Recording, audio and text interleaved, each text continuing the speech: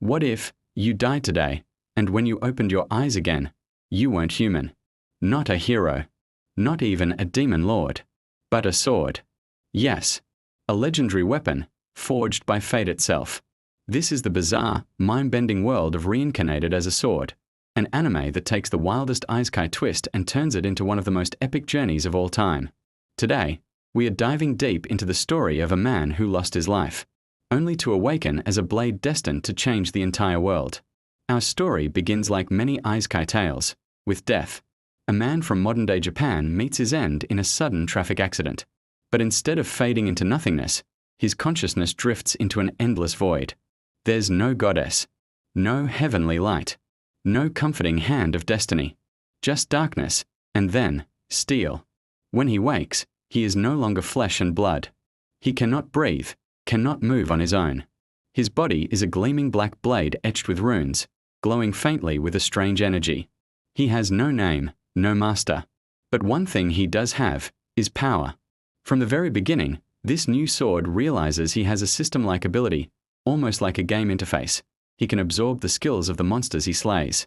And so, despite being unable to walk or talk, he sets out to carve a destiny in this brutal new world. This is no peaceful fantasy land.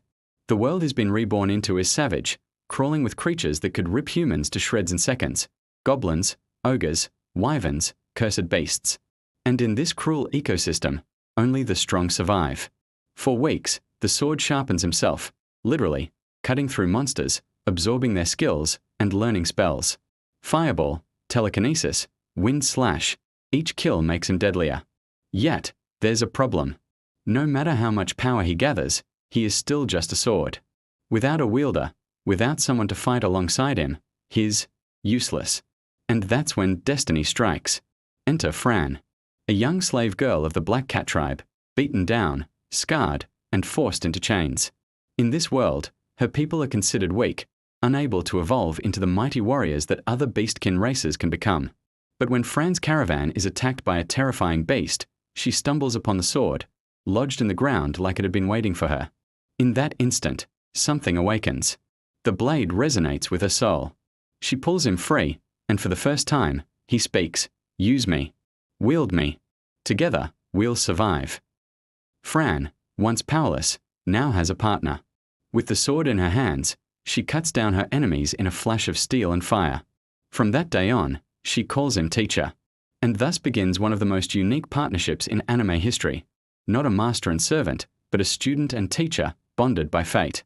With Fran as his wielder, the sword gains something he never had before, a purpose. Together, they adventure through dungeons, slay monsters, and grow stronger with every battle. The sword teaches Fran combat techniques, spellcasting, strategy, while Fran gives him something far more important, a reason to fight. For Fran, the goal is clear. She wants to free her people from oppression, to prove that the Black Cat tribe can evolve. She wants strength, not for revenge, but for hope. And the sword, once just a man reincarnated as a weapon, finds himself drawn to her determination. He is no longer just sharpening himself, he is sharpening her. Every slash they make together is more than a fight, it's a step toward destiny. At its core, Reincarnated as a Sword isn't just an action-packed isekai, it's a story about identity. What does it mean to be alive when you are no longer human? What does it mean to have purpose when you can't walk your own path, but must entrust your fate to another? The sword constantly grapples with this. He has memories of his human life, but he can't touch, can't feel, can't live like he once did. All he can do is fight. And yet, in guiding Fran, he finds something more powerful than his lost humanity, legacy. Because in teaching her, he becomes more than a weapon. He becomes a mentor, a friend, almost a father figure. And that is where the anime shines brightest. Of course, no isekai anime is complete without jaw-dropping battles. And Reincarnated as a Sword delivers. Fran and her blade face down everything from dungeon bosses to corrupt nobles to overwhelming armies of monsters. One of the most iconic fights comes when Fran pushes beyond her limits to defend her comrades, unleashing the full power of the sword skills. Blazing firestorms, earth-shattering slashes, telekinetic bursts, it's an orchestra of destruction. But the real tension isn't just in the battles themselves. It's in the risk. Because the bond between Fran and the sword isn't invincible. If the blade is broken, he dies.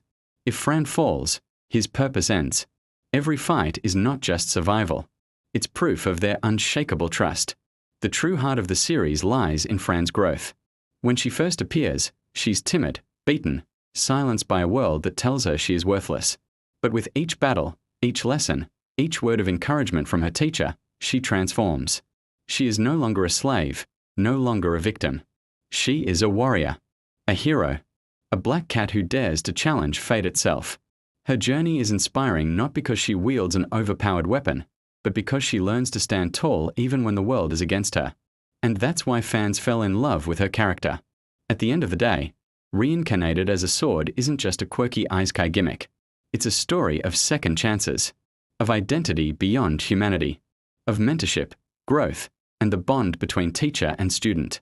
And maybe that's why it hits so hard. Because in a way, aren't we all like the sword?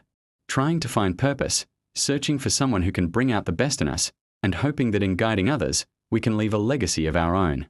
So the next time you think isekai has nothing new to offer, remember this.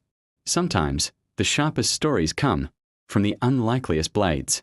If you enjoyed this journey into the strange world of Reincarnated as a Sword, make sure to hit that subscribe button, because we have plenty more anime deep dives, hidden gems, and wild isekai stories waiting for you.